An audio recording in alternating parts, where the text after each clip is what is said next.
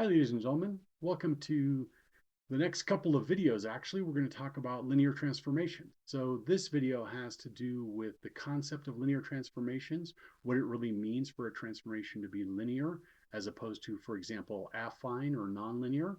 And then also we're going to dig into the material that we started talking about in chapter 3, having to do with different types of vector spaces. Let's jump right in here. We have chapter 8, which is linear transformations. And we're going to take a look at the ideas associated with linear transformations. Just a note over here, we have considered the beginnings of these ideas back in chapter 3. So you may want to reference back to that material. And Strang is very upfront with us here at the beginning. He says, look, the study of linear algebra can begin with matrices, or it can begin with linear transformations. And then he says that he chose matrices, which is okay. There are some disadvantages to starting with matrices and not having a conversation early on about linear transformations. That's kind of why we beefed up the material over here in chapter 3. We wanted to include the really important information about the fact that matrices and matrix multiplication is really representing linear transformations.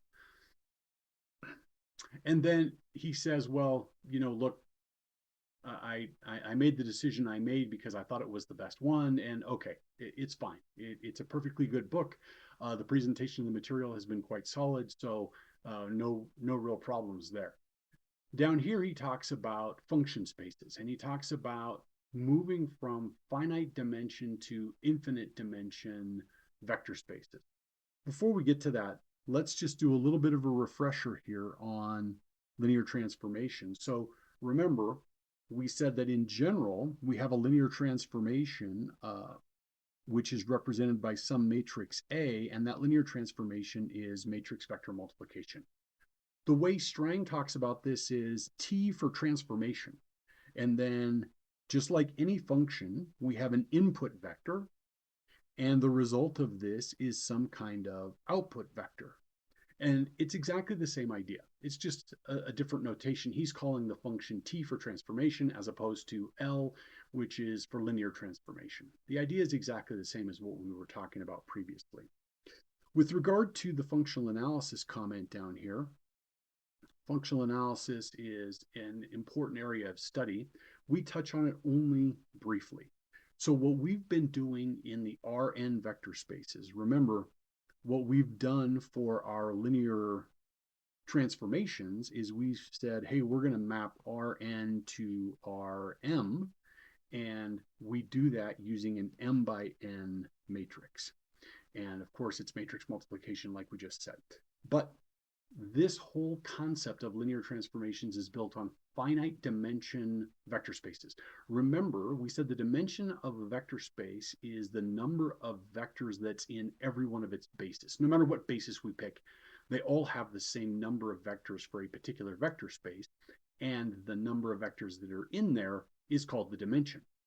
The functional analysis moves from finite dimension to infinite dimension vector spaces. So infinite dimension is where the basis is made up, for example, of a set of monomials, 1t, t squared, t cubed, etc. We talked about this as a basis for the set of polynomials. But there's no end to this. The set of polynomials is an infinite dimension vector space, and hence we start to have this conversation about functional analysis. Not part of this class, will always be limited to finite dimension vector spaces. Just want to let you know that what you've learned in here in this course is the foundation for moving on to functional analysis. So let's take a look at the idea of a linear transformation. We're starting out in section 8.1, of course, and a couple of really important ideas right out of the gate. Remember, we have to have a linear transformation in order for us to be using the matrices in linear algebra. And all this says, the blue highlight there is, and this is what we talked about in chapter 3, that linear transformations preserve the linear combinations. So when we take a linear transformation and apply it to a linear combination, for the input. Remember, this is the input to our function, and the resulting output has to be this, which is a linear combination of the outputs. So the output for V is T applied to V, and the output for W is T applied to W, and this whole thing is a linear combination of the outputs. So if we feed a linear combination in, we have to get a linear combination back out. And this is part of what Grant Sanderson talks about when he's talking about linear transformations. We'll discuss that a little bit more. But that's the key idea. Then input vectors V, the output vectors are TV. We'll talk about that. So we can have our typical vector spaces, which are the Rn vector spaces, or we can use a function space. And again, we're not going to do any infinite dimension stuff, but just to let you know that that's out there. This is an important comment here, right, is the fact that, and we already know this, again, it's more of a reminder that the definition of a linear transformation is we are multiplying by a matrix. And the question is, which matrix? And that's the conversation for next lesson, section 8.2. We're going to talk all about the matrices. We'll remind ourselves a little bit today about that, but we'll spend a lot of time talking about that next time. All right, so this is the idea here, right? When a matrix A multiplies V, then it transforms to another vector. It's important that you recall the notation of functions and what it means. When we say T is applied to V, this is the input. So we are putting a vector V into our function, and then this whole thing is the output. And since this is always defined as some matrix multiplied times V, then we're going to multiply, right? Multiplication is the standard. We're going to multiply the input, and then we're going to do the action of A. And we've talked about this with respect to diagonalization and other examples. So A is going to impact that, and this thing is a vector, and that vector is the output. And as we know from the conversation of the four fundamental subspaces, that output vector is in the column space of A.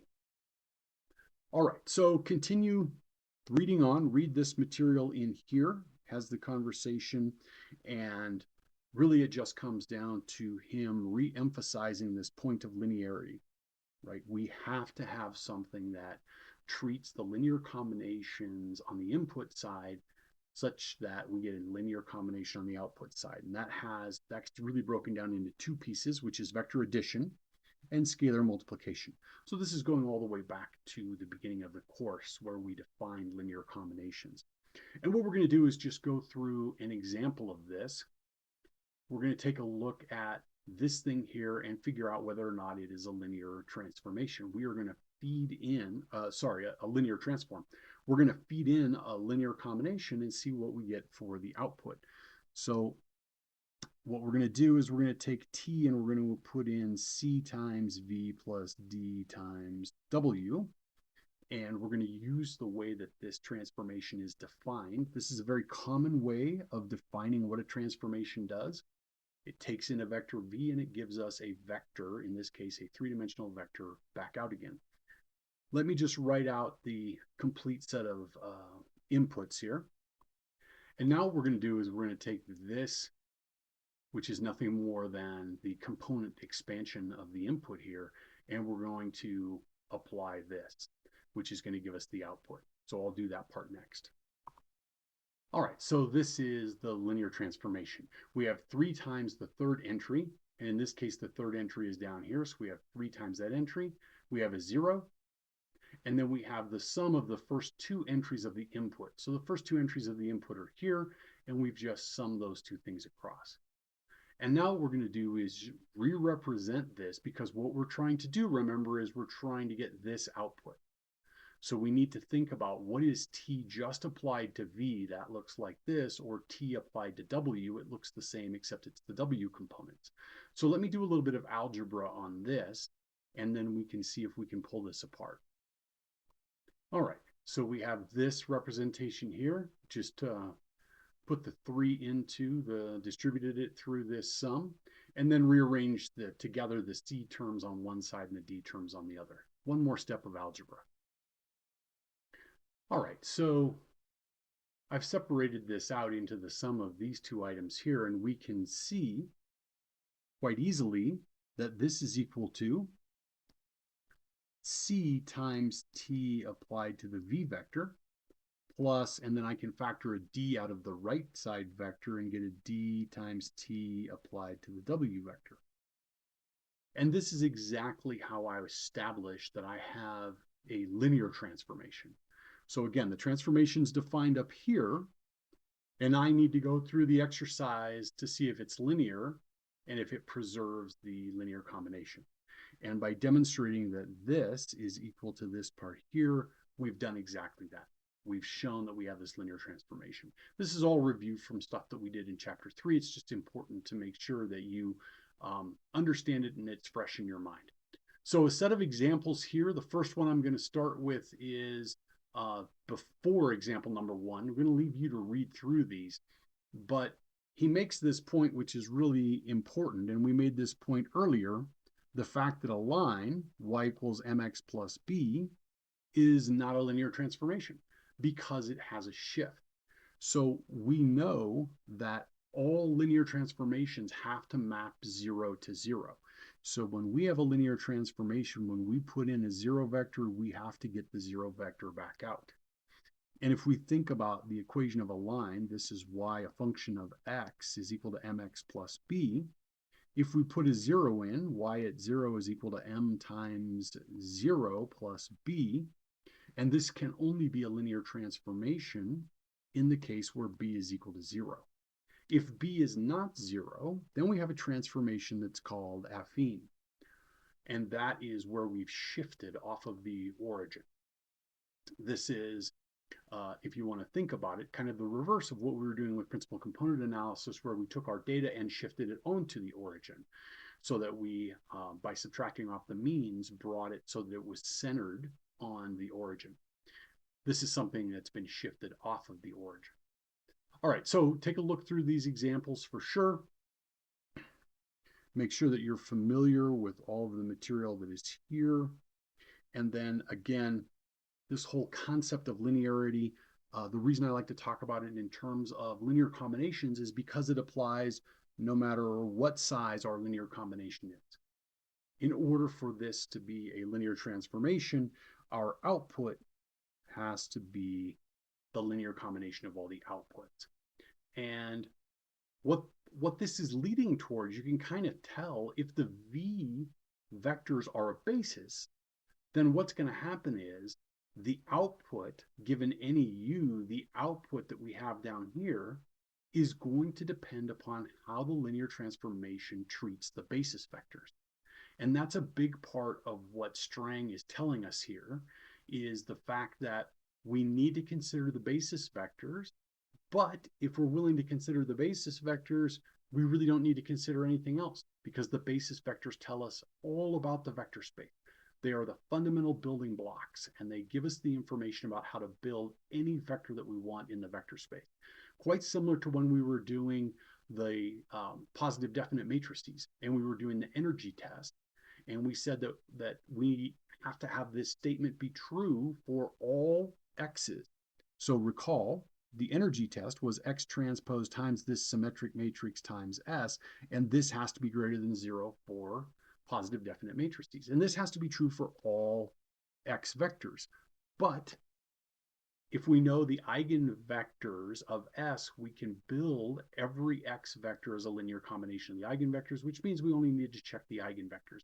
It's a very similar story here.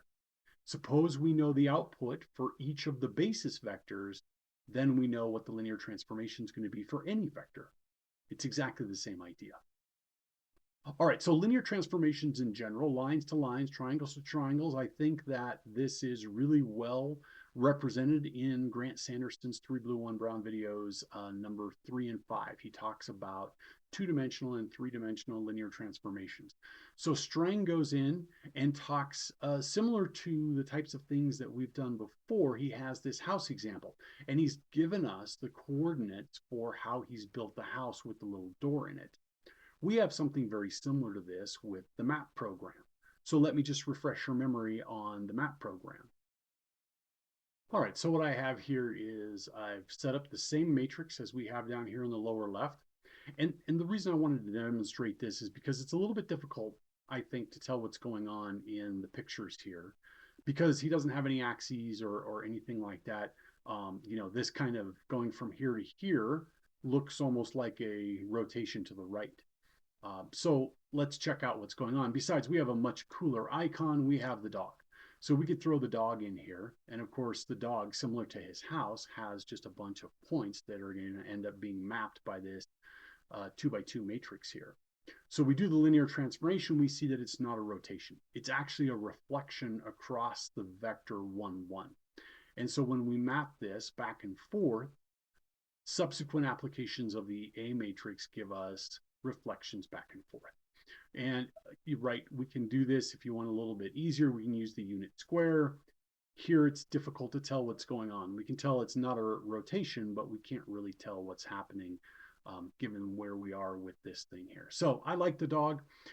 You can use this. It's a great tool for just exploring and understanding what's happening. And remember, no matter what the transformation is that we put in here, so I've put in a different transformation, when we do the mapping, it's exactly what Sanderson says, right? We can shift things and we can stretch them out. We can do our rotations. That's really about it. We can't move off the origin, obviously. That's not a linear transformation. And we can't bend or curl anything. I highly recommend that you look at the 3 blue, 1 brown videos. Okay, linear transformations in calculus. This is something that we've talked about previously with respect to representing functions and the whole concept of what it means to be a vector, what we think of as a vector in the first place. And he has this conversation down here, but he leaves us wanting because he doesn't go into the real critical details of what it is we're talking about. So let me orient you.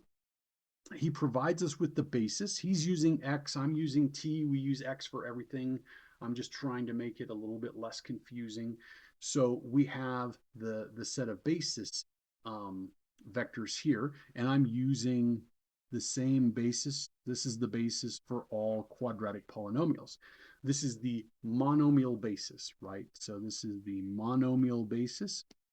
It is the basis that is built from the monomials 1t, t squared. Each of those has a vector representation. It has a coefficient representation. When we write down vectors, you recall this, we are always talking about some kind of basis and we are providing the coefficients. And that's what this is.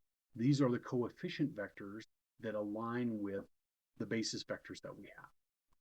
The reason that this conversation is so important is he says, well, we're going to let t, let me change back to blue, we're going to let t be defined as the derivative with respect to, and again, I'm using t's instead of x's, but it's going to be defined as the derivative. And then he says, well, we're going to represent this as a matrix, which he calls A. I'm going to call it D, as always, for differentiation matrix. And I'm going to write that down as 0, 1, 0, 0, 0, 2. This is the differentiation matrix. If we are using the monomial basis, it's a different matrix if we're using a different basis. That's the critical piece of this. And again, he kind of tells us that, but he doesn't emphasize it enough. We can get a little bit lost in his conversation, and we're going to see in 8.2 where there's part of the conversation where we get really lost as to what's happening. So this is correct, right? And we know that the matrix D is mapping R3 to R2, except it's not, right? Don't be confused. What is it mapping? It is mapping quadratic polynomials to linear polynomials, to lines. We are representing those polynomials using this basis. So just as a review, if we have f of x is equal to 1 minus 3, let me change to a different coefficient, minus 5x squared. And now what we need to do is look at this as a representation. What would be the f vector in the monomial basis? It would be 1, 0, minus 5. And now if we take that vector and multiply it times d, so we have d times the f vector, we would come up with the derivative. We can see we would get a 0 here, and we would get a, it's only dimension 2 out. So the first line is a 0, and the second line is a minus 10. And that's because the derivative of f prime, of course, is minus 10x, which is exactly what this vector represents, negative 10x. So he has this conversation here. He talks about the inverse, and the inverse of integration is differentiation. He talks about the pseudo inverse, which we will have as part of the final project. But you want to make sure and read through. We've done similar examples when we did chapter 3. You want to bring this entire example of the polynomial vector spaces back up to the front of your mind and think about that, because this is an easy set of vector spaces which are not Rn vector spaces. All right, so he goes on to talk about some linear and not linear transformations. And remember, we are always thinking about how we're going to determine whether or not we have a linear transformation or not.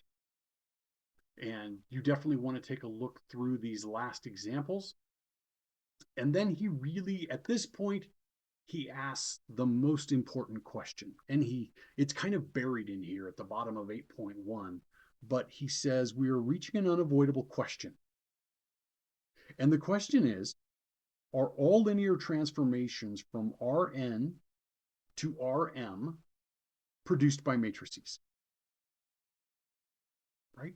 When we have some kind of linear transformation, do we always have some matrix that represents that linear transformation? And the answer is yes, always. And the matrix A that defines the linear transformation depends upon the basis on the input side and the basis on the output side. Right? So this is why I kind of prefer the notation LAX, because this linear transformation is determined by some matrix. In fact, as we're going to see in 8.2, it's determined by an infinite number of matrices depending on what we choose for our bases. We have an input basis. The x has to be represented in some basis because we're going to write down the coefficients. And then the output, which is going to be a times x, that's the output. It needs to be represented in some basis. So we have two bases here. We have an input basis, we have an output basis, and those are the two things that determine what the matrix A looks like. Topic for 8.2. Just one point of note, we've mentioned this before. I would argue he talks about the question, and I think that this is the true fundamental theorem of linear algebra. No disrespect to Professor Strang and the 4 fundamental subspaces. Those are very important, and he talks about those and the importance of those whenever we have a matrix. But the fundamental aspect of linear algebra is about linear transformations. And all linear transformations on finite dimension vector spaces can be represented using matrices. And the flip side is true as well. Every matrix that we see represents a linear transformation. And it represents that linear transformation based upon whatever the bases are that we use on the input and output side. All right, one last set of definitions here. We've talked about this a little bit in the University of Michigan worksheet that we talked about for singular value decomposition. The range and the kernel. So the University of Michigan did not use the word range, they used the word image. Image means the same thing as range. So the range of the linear transformation is, because the linear transformation is represented by some matrix, is the column space, right? It is the range, just like in any function. Then the kernel, that is the null space. So we have a linear transformation, we pick a set of bases, we get a matrix. That matrix has a column space. That column space is the range of our linear transformation. That matrix also has a null space. Every matrix has a null space. The null space of that matrix is the kernel of the linear transformation. So just a couple of vocabulary terms there. A little bit of review here on the key ideas. And other than that, we have our problems. So the problems for our lesson here are shown here. We have these three having to do with show whether or not these are linear transformations. And then this one here is about finding the kernel of the linear transformation T. And then this one here is a chance for you to practice a little bit with the map program in MATLAB. Thanks very much, and we look forward to seeing you in class.